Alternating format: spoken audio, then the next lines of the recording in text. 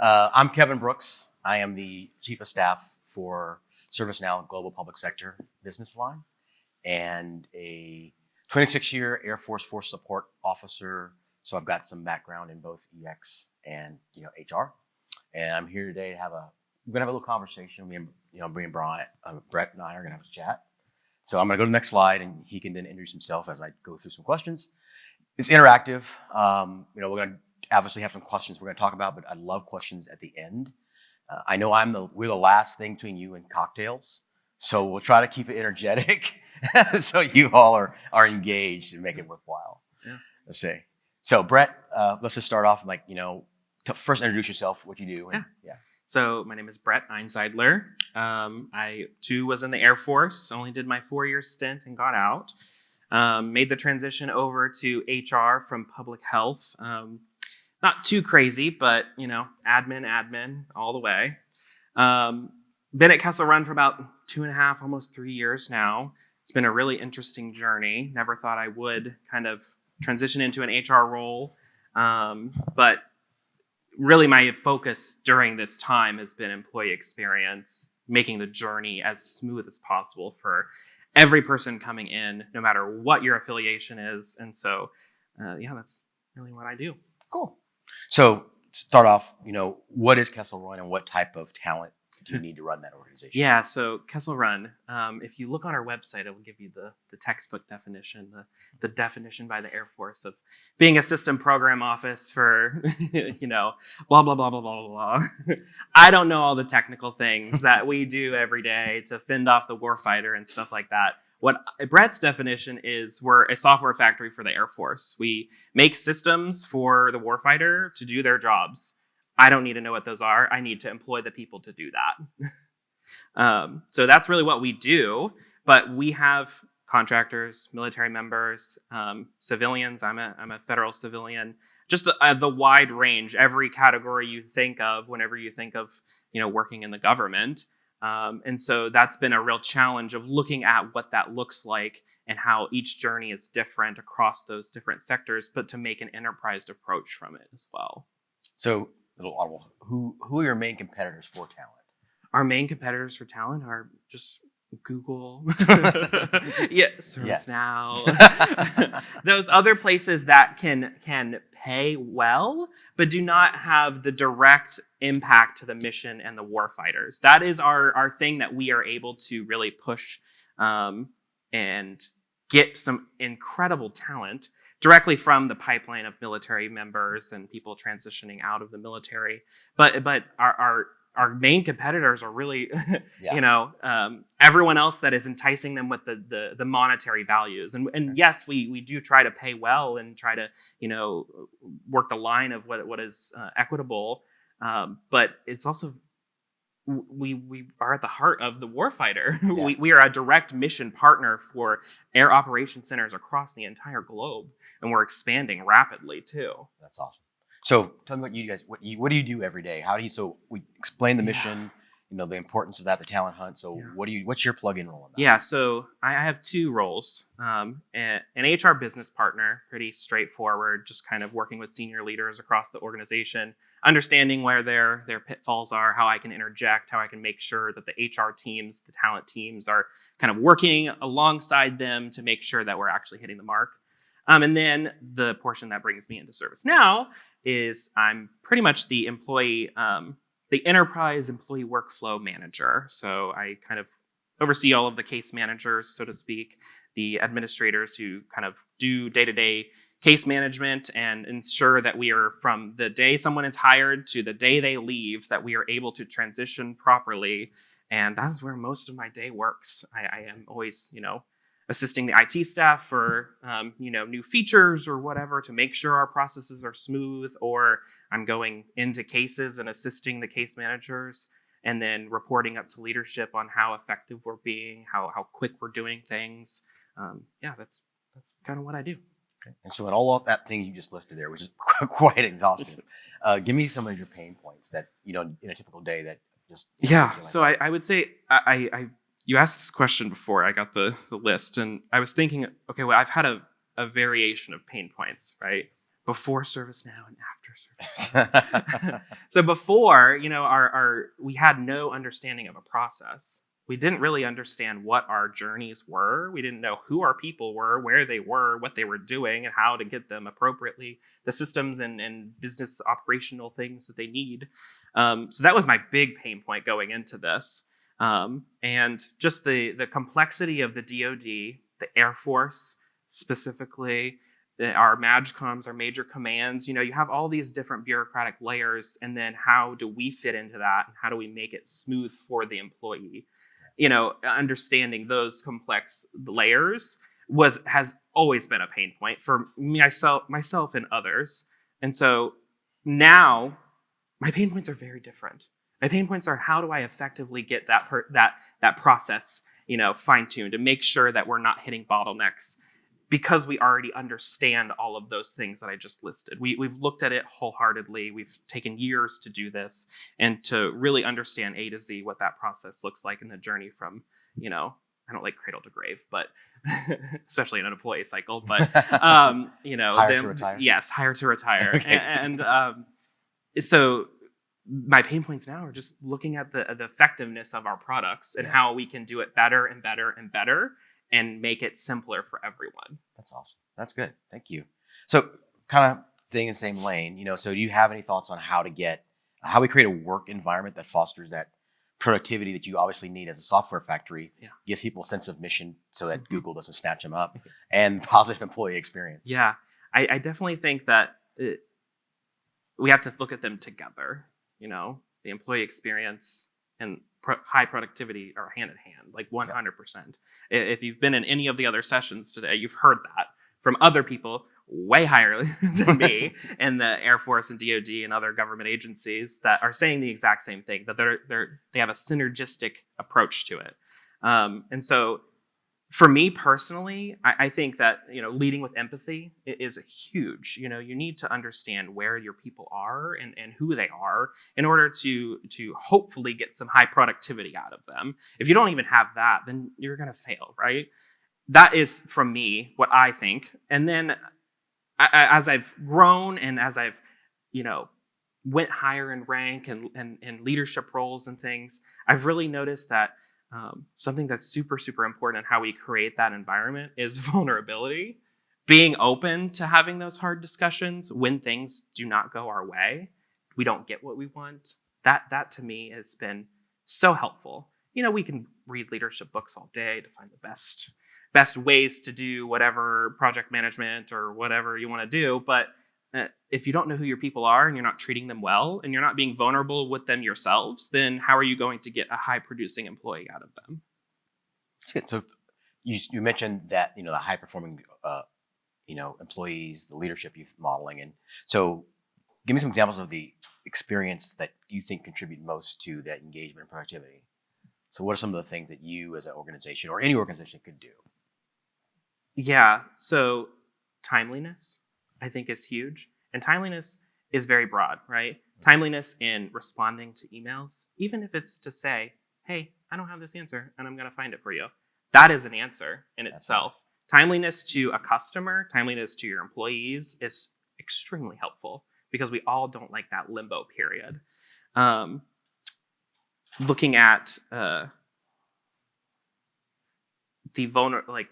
sorry, I'm blanking. Take your time.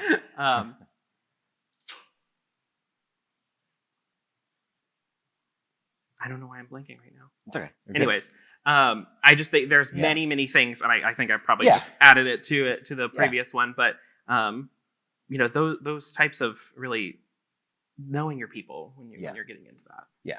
So, and it's kind of going out in lane and not really one of the questions we talked about in prep. But so, how do you think technology can help that journey you just talked about? How do you think? Give me some tools. We're gonna not Kessel Run. I want your opinion because you're an HR professional and you are exactly where the rubber meets the road. Yeah. Being able to access information quickly and efficiently in any space, no matter what you're talking about. Whether you're talking about leave balances, how do I promote, any of those types of places where you're gonna look at a knowledge base article or whatever it is. access to information is key and at the forefront of that. To me, as an employee, I always think, okay, what would I want? Am I going to benefit from this? Yeah. If I would, then let's see if it's going to help other people. And maybe I'm wrong, and maybe it's not the correct way to go, but let's find the best ways to access that information or give them the things that they actually want. Great. So now if that's your opinion, now let's take it one level higher. So what is ServiceNow? How is ServiceNow? So let's get specific to why we're here. Our approach to connecting systems, helping Kessel Run to address your human capital challenges writ large. Yeah. So I really thought about this for a while, and my best answer is, I don't know if ServiceNow will like this answer, but I see it for us. We don't need an HRIS system, but it acts like that for us. It acts like the information system for our data because we have so many levels of data and variations of it from various different sources that we can't always consistently access, or there's only a few people that can. So we're able to bring that down. And so that's what ServiceNow is able to do for us. We're able to bring that down so we can actually operationally move the data to do what we want, to bring people on quickly, to give them access to business systems quickly, to get them ready to provide the services to the warfighter as quickly as possible. That's really our mission. As HR in an organization like this, that's what we're to do. And ServiceNow has been instrumental in that. Why would you think I wouldn't like that answer? That's a great answer. Because that's you're not an HRIS awesome system. No, so no. like some people will get touchy with those. No, I understand that. So I think Workday might get upset. We are a platform, so if we can replace something or make it easier for you to access that, that's absolutely the ease we want to bring to your life. So. And the way that we are able, I was talking to someone at the lab the other day about, they were discussing how they're trying to go away from SharePoint and trying to get heavily away from it. I don't like SharePoint that much, but as a federal employee that is mandated by Congress in certain aspects to maintain a SharePoint site, we are unable to do that. So being able to pull it in, being able to have a portal that is able to have that information in those specific places that we require our employees to go in one place. Oh my goodness. We can't just get rid of SharePoint. We can't get rid of PowerPoint and all those things that sometimes make us mad. We can make them better and give them greater access. And I think that's what ServiceNow is able to do for us.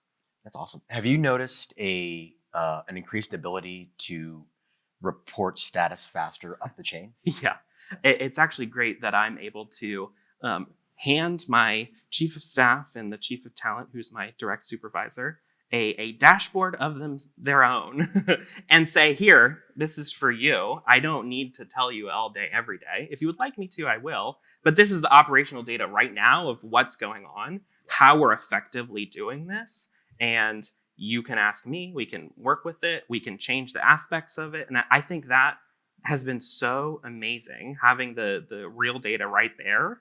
And I forget who was saying it yesterday or earlier, about not copying, pasting PowerPoints. Just being able to show that data immediately right there and having them be able to access it without having to go through me as well. Absolutely.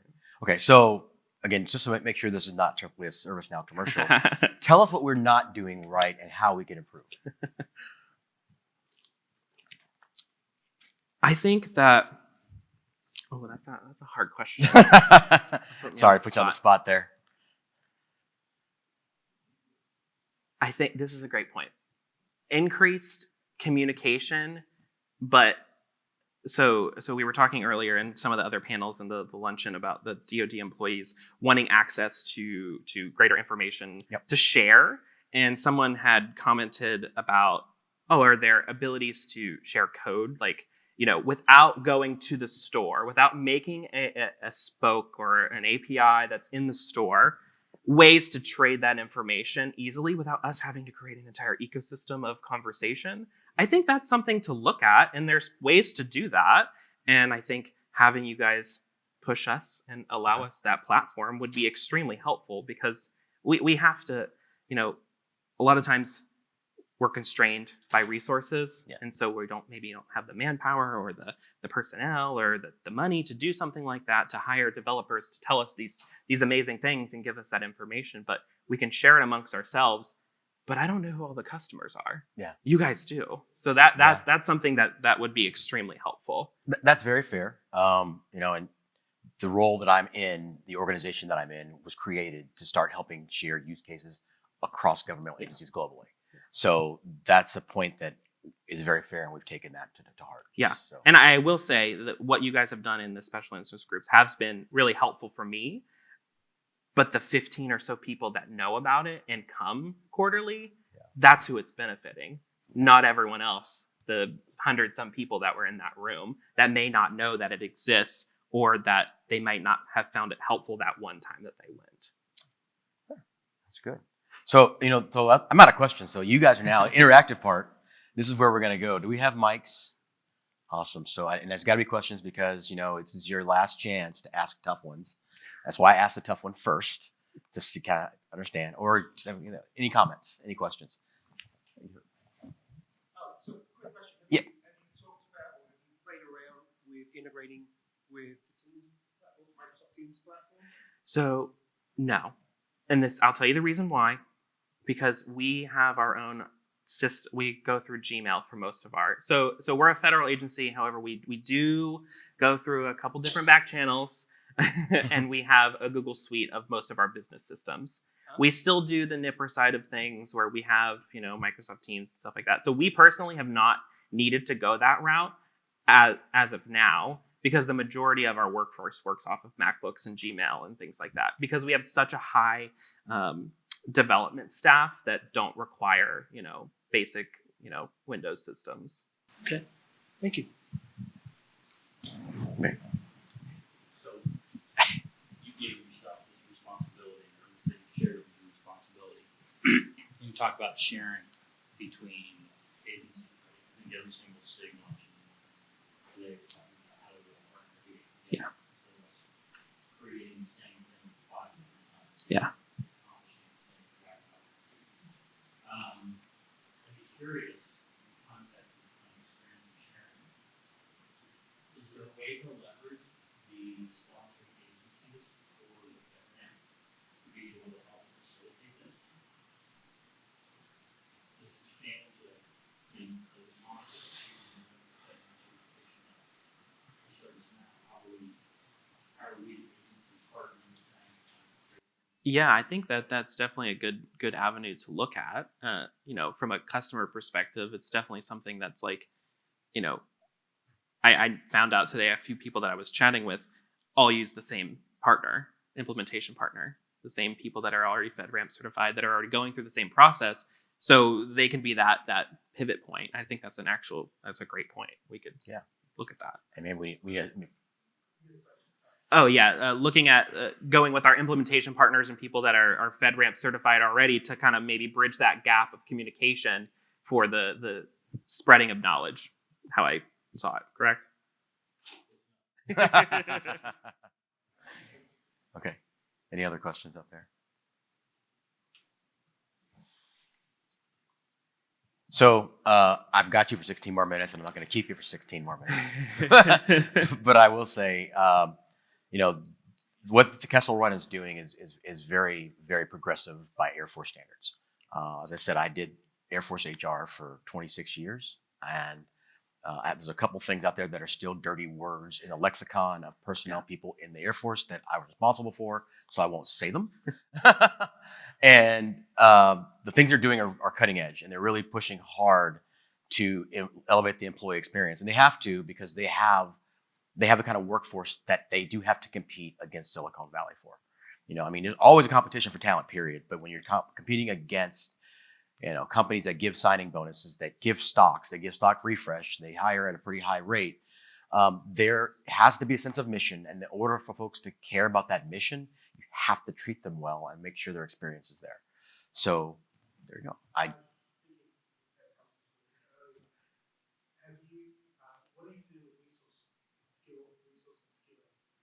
Just in terms of our employee workforce.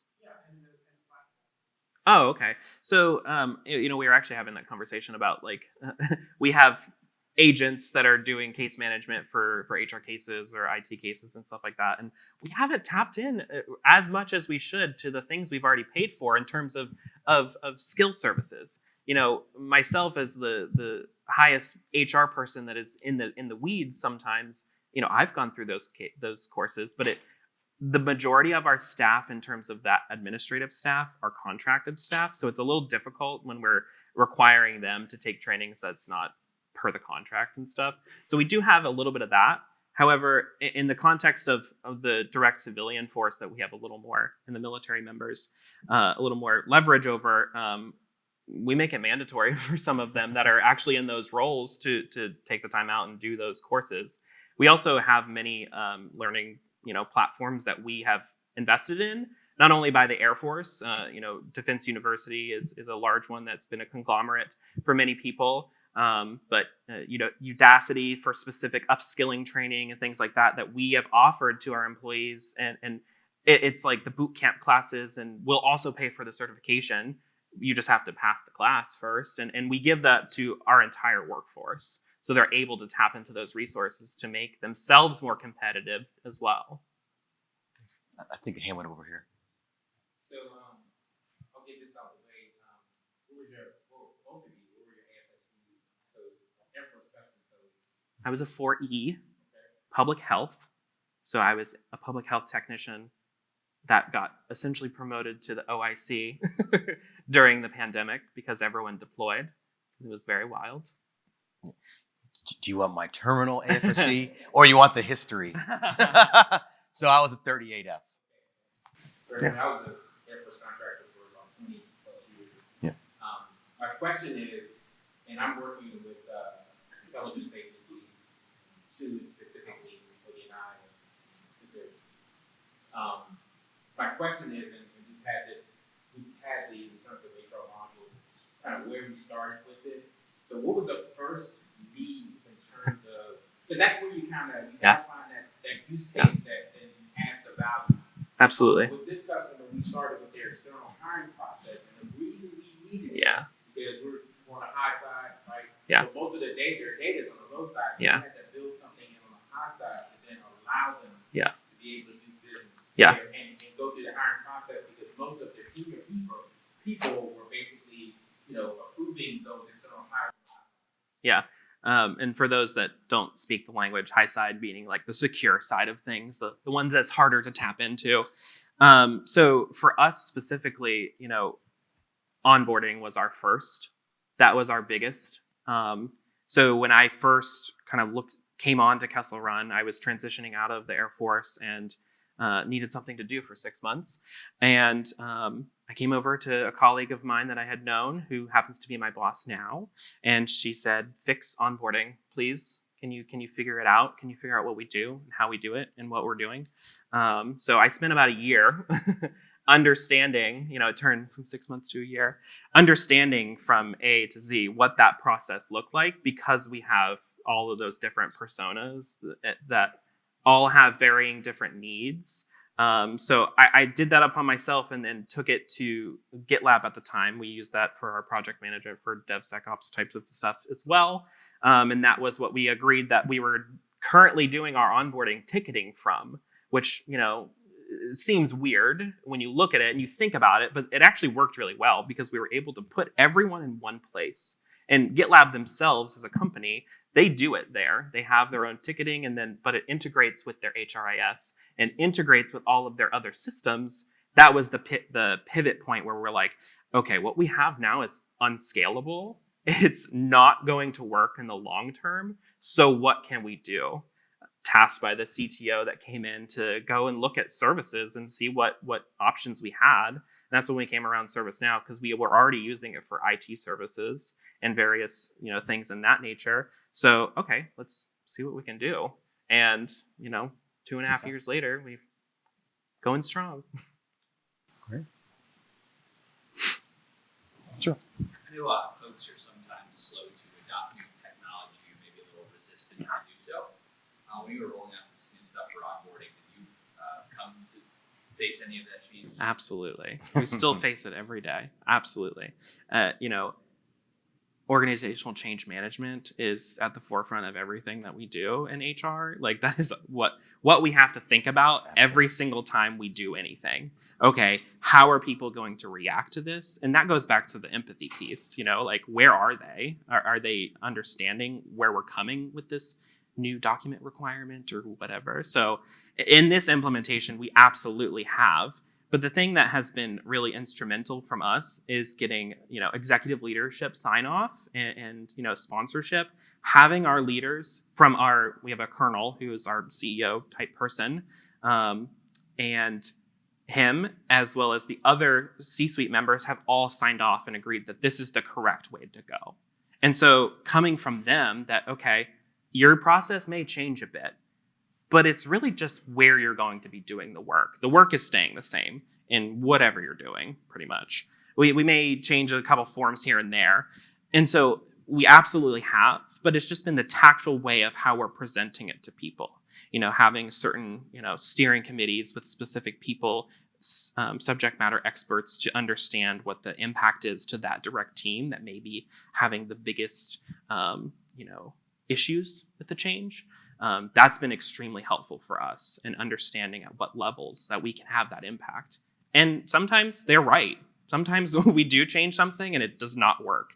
And that's the great thing about ServiceNow is being able to turn off services, turn off things that maybe didn't work. We had an MVP plan that we really thought out really well and it didn't pan out. And the customers, our employees didn't like it.